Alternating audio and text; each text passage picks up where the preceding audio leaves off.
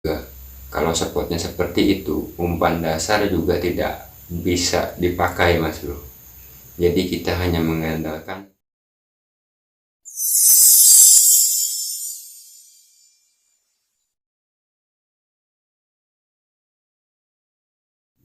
Bismillahirrahmanirrahim. Assalamualaikum warahmatullahi wabarakatuh Mas Bro. Selamat malam, berjumpa kembali ya dengan saya Menunggu 4. Kali ini saya akan menjawab pertanyaan dari kawan kita Mas Bro ya. Seperti ini pertanyaannya, umpan apa yang rekomen untuk air dalam ya? Oke, Mas Bro, sebelum saya jelaskan satu persatu jenis umpan yang rekomen untuk air dalam, di sini saya akan jelaskan juga Mas Bro ya mengenai spotnya. Jadi mohon jangan di skip videonya agar tidak gagal paham ya. Sebelum casting sebaiknya kita pahami dulu Mas Bro keadaan spotnya seperti apa.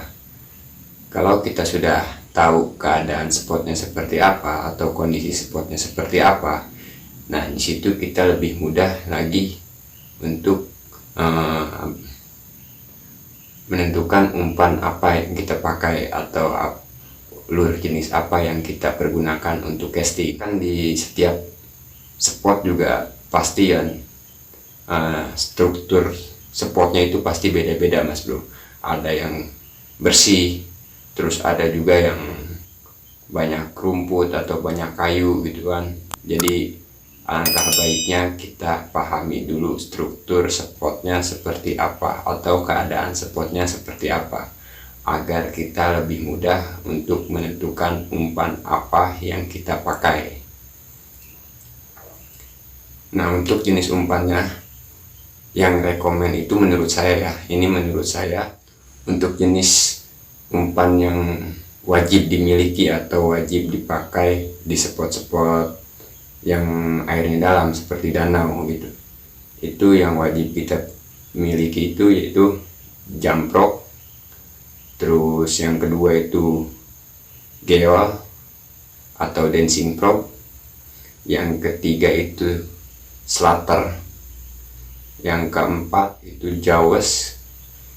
Untuk umpan dasarnya bisa pakai spinner, spin probe atau soplur dari macam-macam jenis lure yang tadi saya sebutkan itu juga kita tidak pasti kita gunakan Mas Bro, karena kan balik lagi ke spotnya atau balik lagi ke pembahasan awal tadi ya, kita pahami dulu spotnya seperti apa. Kalau spotnya bersih, kita bisa pakai semua jenis umpan yang tadi saya sebutkan ya, dari 6 jenis umpan yang tadi saya sebutkan itu bisa dipakai.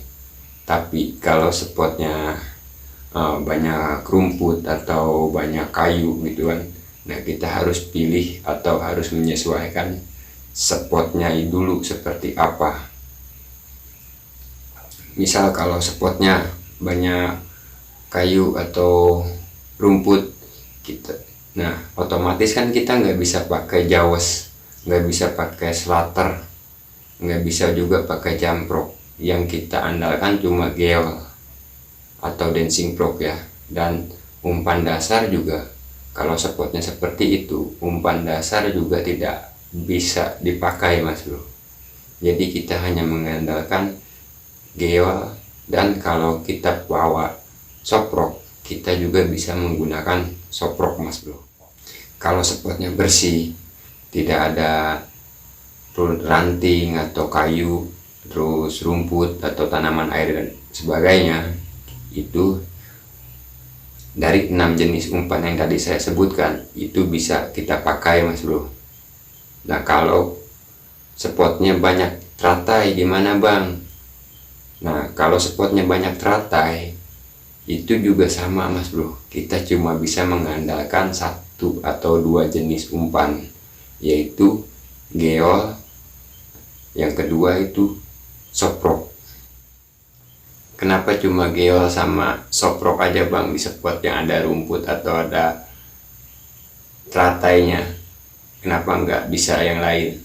Nah, karena umpan-umpan yang lain itu punya actionnya tersendiri Mas Bro, atau punya actionnya masing-masing. Jadi kita kalau di spotnya banyak tumbuhan air atau eceng, teratai dan sebagainya, lur seperti jawes, JF, terus slater, itu nggak bakal bisa action mas bro, karena dia actionnya punya action tersendiri ya. Jadi kalau ada rumput nyangkut walaupun sedikit, ada rumput nyangkut di body jawes atau body JF walaupun cuma sedikit, itu berpengaruh terhadap actionnya mas bro.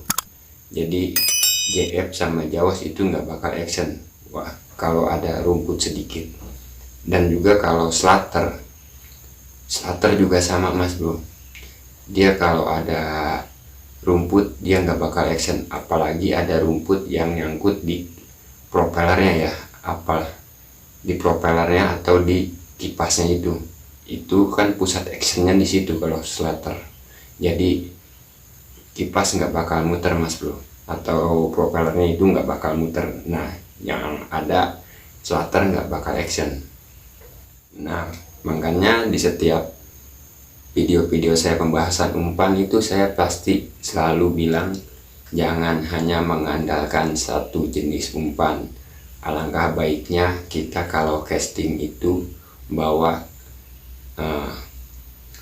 lebih dari satu jenis umpan ya, atau lebih banyak itu lebih bagus mas bro. Jadi kita bisa menyesuaikan dengan spot.